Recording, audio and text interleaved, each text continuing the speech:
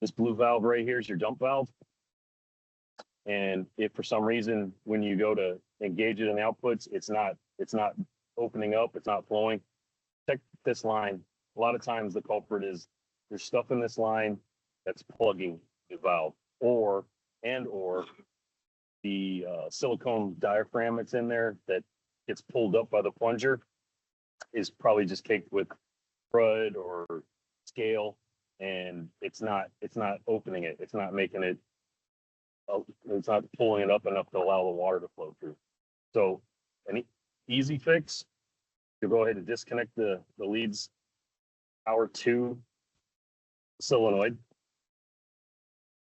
You can press down and rotate this counterclockwise. There's tabs on the black plastic on the bracket that you can separate the solenoid from the body where the water flows through. The elbow is. So if you push down, and if it's not been done, if this thing hasn't been touched in a long time, it's probably gonna take a little pushing on to get it to go. But you can twist it off counterclockwise, and it should come up. Obviously, if it's old and crusty, it's gonna take a little work. Then you can just pull the solenoid off.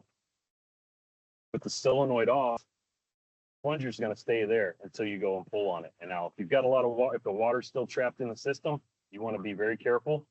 Just pull the plunger up slightly. Ooh, see there? It'll come purging out. Watch the water drain. Once it's drained out enough, you can go ahead and pull the plunger out, and then you clean up the silicone piece here, and then look down in there, make sure there's no junk down in there that's causing a blockage. May even have to take this line off and get the crap out of the that's trapped in here, because sometimes on some units there's a bigger loop than others, and it causes a little bit of trapping, and you'll get a pocket of water that kind of tends to sit in there, and that's where the stuff builds up. Once you've got that cleaned up, you should be able to put it back in.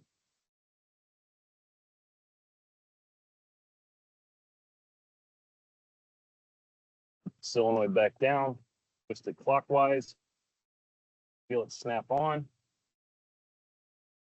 leads back on. Then you can test it in the outputs, and it should be fine. It should be good to go. Like, rarely have I seen a faulty solenoid. Most times it's just plugged up.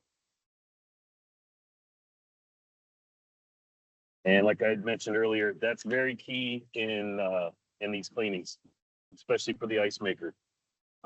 If when it's called upon to empty the float reservoir, it doesn't purge, you will infinitely sit on some of those cleaning screens, because sequence of operation wise, it's looking for that float to go from high to low and then back to high again.